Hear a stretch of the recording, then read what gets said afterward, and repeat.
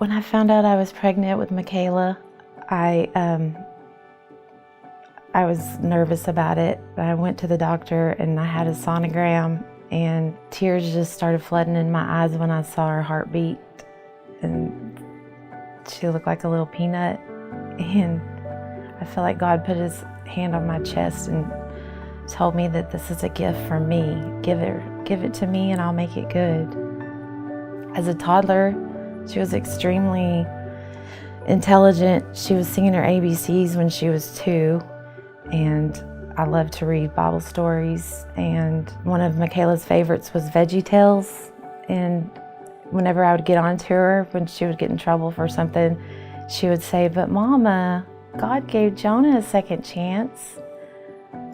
She was in Gifted and Talented in school, and she loved art, and she won the Literary Arts Presidential Golden Seal Award for writing a poem about what beauty is. When I was remarried, she wouldn't accept him as a father figure.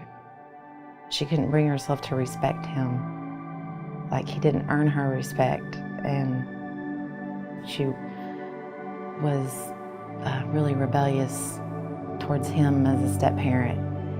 She started smoking marijuana. Then she started getting more aggressive. She started listening to that music, talking about drugs and parties and sex, and she started not wanting to go to school. Then one day she called, and it was there was something frantic in her voice, and she was like, "Mom, are you okay?" And I said, "I'm fine, what's wrong?" And she said, I had a really bad dream that something really bad happened to you, and I don't know what I would do if anything happened to you. I just don't know what I would do if I lost you." And I said, "Honey, it was just a dream. It's okay." But now I know that her grooming period must have been up. And after telling her, you can be your own person and you don't have to listen to your parents, and you're old enough to make your own decisions, and we'll give you this nice place to stay and take you to these nice places and buy you these nice things. And I guess they were threatening her. There are sick people that want to make money off of children by manipulating them into thinking that it's okay, or they'll trick them by making them feel accepted. When I got a call in the middle of the night, it was like 4 o'clock in the morning, from the Abilene Police Department, and they said that Michaela had been abducted and she had gotten away, and they had her at the police station.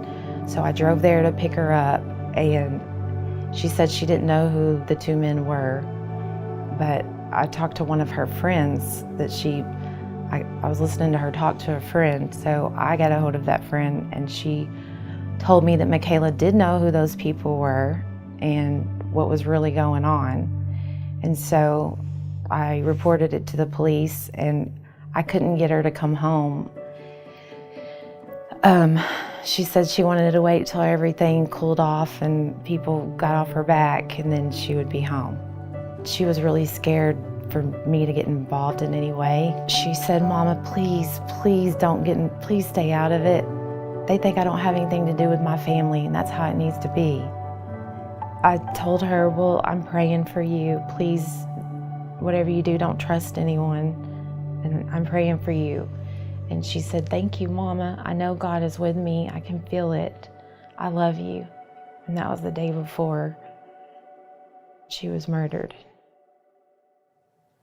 I got a call at work, and it was a detective telling me that they were at my house and they needed to talk to me. And "What is this about?" I asked them, and they said, "It's about your daughter, Michaela." And I said, "Is she okay?" And he said, we really need to talk to you in person. And my heart just dropped. And when I pulled over into the ditch and jumped out and ran towards them and said, "Where's my daughter?" And they said, "Ma'am, you might want to have your son go in the house." And I said, "No, no, please no." And he said, your daughter's dead." I just started screaming. And I couldn't understand because I prayed so hard for God to look out for her and to protect her. They had stabbed her to death and they slit her throat and dumped her body in a river. I never thought this is where her life would have ended up. I don't want her death to be for nothing. I don't want it. I want there to be a purpose behind it.